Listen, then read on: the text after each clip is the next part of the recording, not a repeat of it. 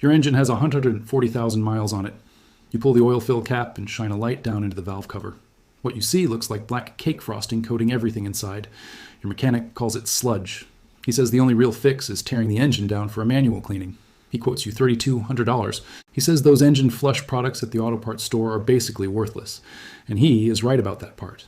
But what he does not tell you is that there is a $2 industrial solvent sitting on a shelf at any chemical supply house in Michigan that will dissolve that sludge in one 45-minute drive. It is not marketed to consumers anymore. It has not been since 1979.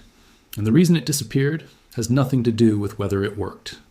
I learned about this fluid from a man named Carl Bruner, who ran an independent repair shop in Dearborn in Michigan for 41 years. Carl worked at a GM assembly plant in the late 1960s before he opened his own place. By the time I met him in 2017, he was in his 70s and about to retire. He had a 1985 Buick Regal sitting in his shop that day with $278,000 M on the original engine. The owner had brought it in because the oil pressure light kept flickering. Carl pulled the valve cover. Inside was clean metal. Not perfect, but clean. No sludge, no varnish, just normal wear. The owner told Carl he had been doing the acetone treatment every 30,000 mile since 1991. Carl nodded and said, "That is why the engine is still running. Acetone, pure acetone, the same clear liquid you buy at the hardware store to clean paintbrushes. Except you do not use hardware store acetone in your engine.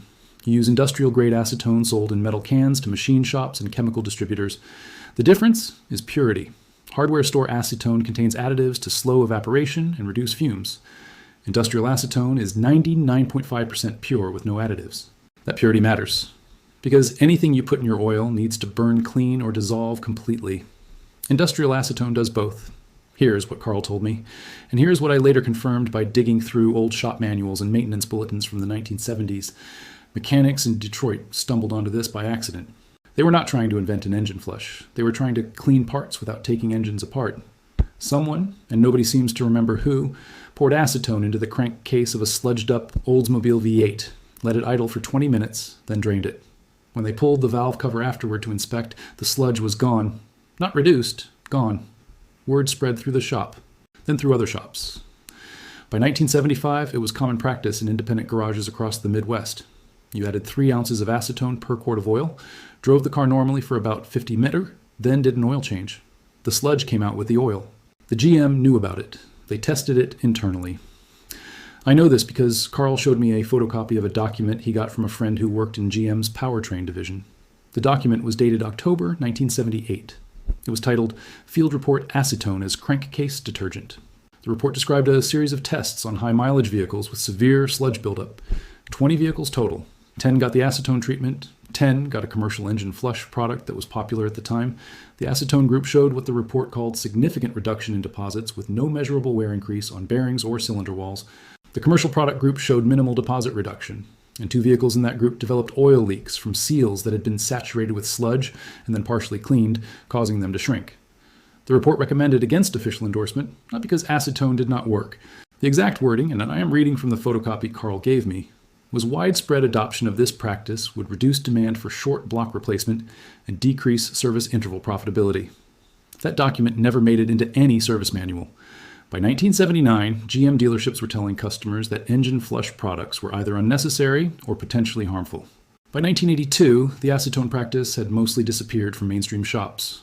It survived in independent garages run by older mechanics who remembered. Carl was one of them.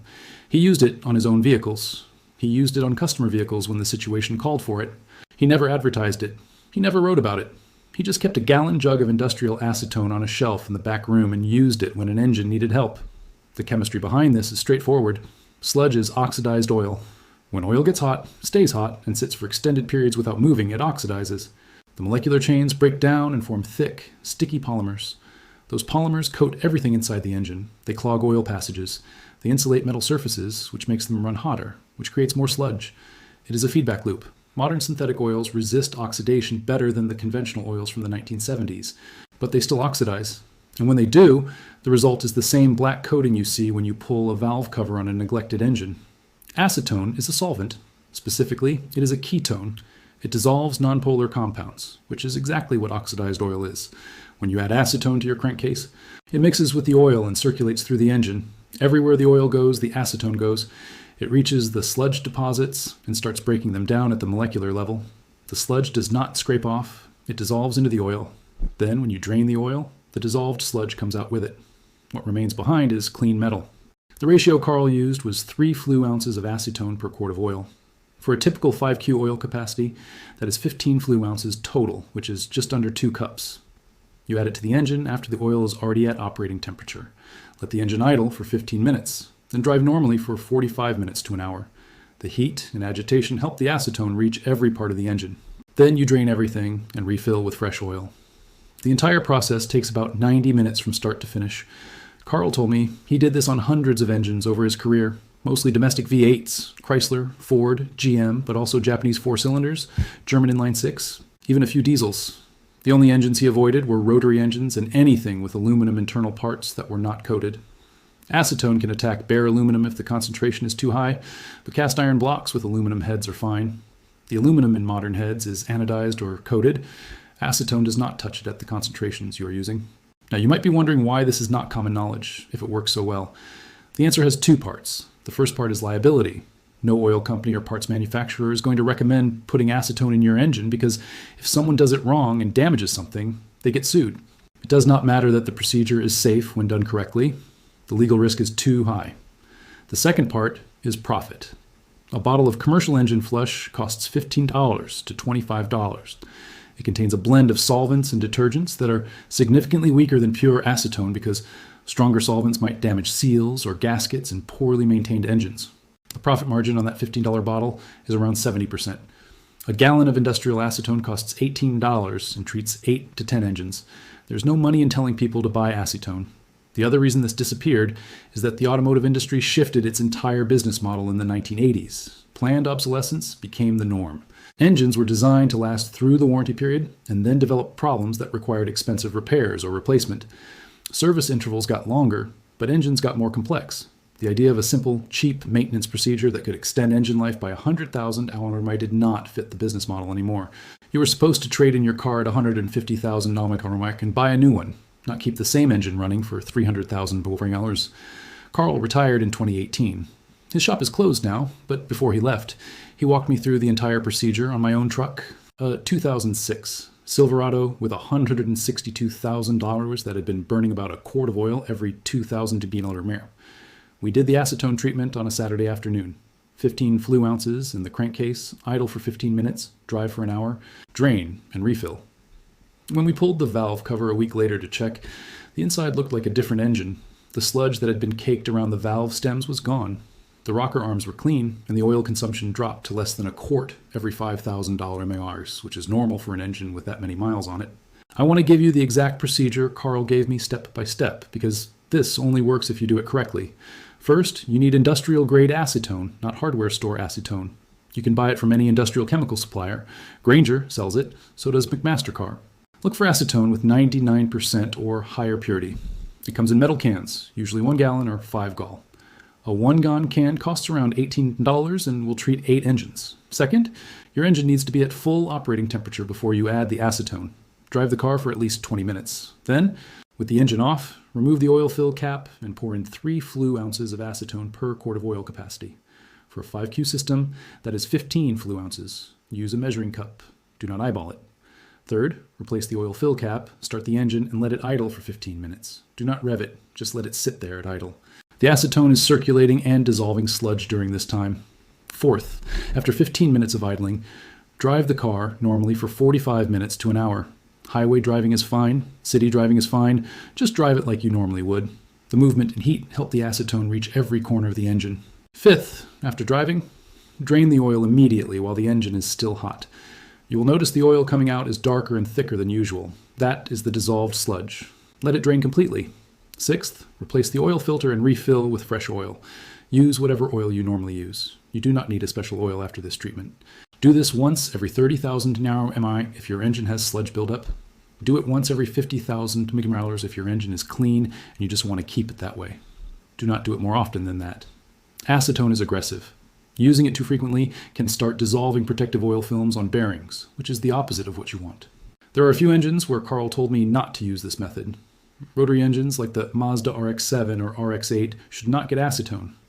The apex seals and rotary engines are made of carbon, and acetone can damage carbon seals. High-performance engines with aftermarket coatings on internal parts should also be avoided unless you know exactly what the coating is made of. And if your engine already has oil leaks, the acetone treatment can make them worse by dissolving the sludge that was sealing the leak. Fix the leaks first, then do the treatment. Carl also told me about a mechanic he knew in Flint, Michigan named Ed Kowalski, who ran a transmission shop in the 1980s. Ed used a similar acetone treatment for automatic transmissions with varnish buildup on the valve body. Same principle. 2 fluid ounces of acetone per quart of transmission fluid. Dry for 30 minutes. Drain and refill. Ed told Carl it saved dozens of transmissions from being rebuilt. But by the mid-1990s, transmission fluid formulations had changed and the acetone treatment stopped being necessary. Modern transmission fluids have stronger detergents built in. Engine oils do not. The document Carl showed me, the 1978 GM report, had a second page that I did not mention earlier. On that second page was a handwritten note in the margin. The note said, "Approved for internal fleet use only, not for public dissemination." That means GM knew the acetone treatment worked. They used it on their own fleet vehicles. They just chose not to tell customers about it. That decision cost you money. It cost me money. It cost everyone who has ever paid for an engine rebuild that could have been avoided with a $2 treatment. The sludge in your engine right now is not a permanent condition. It is a maintenance issue. And maintenance issues have solutions. The solution in this case has been sitting on a shelf in chemical supply warehouses for 50 years. It was never banned. It was never disproven. It was just quietly pushed aside because fixing your engine was less profitable than replacing it. If you are going to try this, and I think you should if you have sludge buildup, here's what I want you to do. First, find an industrial chemical supplier near you. Call them and ask for pure acetone, industrial grade, 99% or higher purity. Tell them you need 1 gallon. It will cost you around $18. Second, read your owner's manual and confirm your engine's oil capacity. Most engines are between 4 to 6 quarts. Third, calculate how much acetone you need. 3 flue ounces per quart. For a 5Q engine, that is 15 flue ounces, which is just under 2 cups. Fourth, follow the procedure I described. Warm the engine, add the acetone, idle for 15 minutes, dry for 45 minutes, drain, and refill. Fifth, after the oil change, drive normally for the next 500 mat-hour, and check your oil level once a week. If everything looks normal, you did it correctly. If you want to see evidence that this works, pull your valve cover before you do the treatment and take a picture, then do the treatment. Drive for 1,000 miles and pull the valve cover again, take another picture, compare them. The difference will be obvious. Carl did this with customers who were skeptical. He would show them the before picture and the after picture side by side. Nobody ever questioned it after that. Now, before you go thinking this is some kind of miracle cure that will fix every engine problem, let me be clear about what this does and what it does not do. The acetone treatment removes sludge. That is all it does. It does not fix worn piston rings. It does not repair scored cylinder walls. It does not replace worn bearings. If your engine is burning oil because the rings are shot, acetone will not fix that. If your engine is knocking because the bearings are worn out, acetone will not fix that either. What it will do is clean out the oil passages, remove the insulating layer of sludge from internal parts, and restore proper oil flow. That can reduce oil consumption if the consumption was caused by clogged oil control rings. It can improve oil pressure if the pressure was low because of clogged passages, and it can prevent future damage by ensuring that clean oil is reaching every part of the engine that needs lubrication. Carl told me about one more thing before he retired, and this is the part that made me realize how thoroughly this knowledge had been buried. In 1981, a company in Indiana tried to commercialize the acetone treatment. They called it Motor MD. The product was industrial acetone in a 16 OZ bottle with instructions for use. They sold it through auto parts stores in the Midwest. Within 6 months, they started getting pressure from larger chemical companies. The pressure came in the form of threatened lawsuits over safety claims and questions about whether the product needed EPA approval as a chemical additive. The Indiana company had about $40,000 in capital. They could not afford to fight. They pulled the product from shelves and dissolved the business by the end of 1982. Carl had one of the original bottles. He showed it to me. The label said, "Professional grade crankcase cleaner," and listed the active ingredient as purified acetone, 99.8%. The instructions were identical to what Carl had been doing for years. The company was not lying. The product worked. It just worked too well to survive in a market built on selling weak solutions to recurring problems. The knowledge did not completely disappear because men like Carl refused to stop using it. They taught a few younger mechanics. Those mechanics taught a few more. It stayed alive in the margins, in independent shops that were not beholden to corporate service manuals and garages where the priority was keeping old cars running rather than selling new parts. Carl told me The last time he trained someone on acetone treatment was in 2015. The mechanic was 28 years old.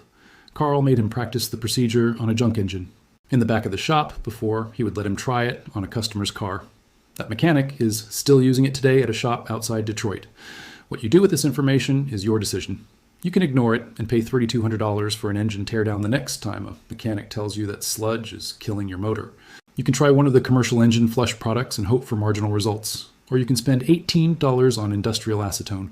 Follow the procedure I gave you and see what happens. I'm not selling you acetone. I'm not selling you anything. I'm telling you what worked for Carl Bruner for 40 years. What worked for Ed Kowalski in Flint. What worked for the unnamed mechanics in Detroit who discovered this by accident in the 1970s. And what worked on my own truck when I tried it in 2017. The reason you're hearing about this now is not because I dug through archives or uncovered hidden documents. It is because Carl decided right before he retired that he was tired of watching the knowledge disappear. He gave me the photocopy of the GM report. He walked me through the procedure. He told the names of the other mechanics who knew about it. And he said if I ever had a chance to pass it on, I should. This is me passing it on. If you're the kind of person who believes that real solutions do not need marketing budgets, that effective maintenance is cheaper than replacement, and that the best knowledge is the knowledge the industry would rather you forget, then you already know what to do.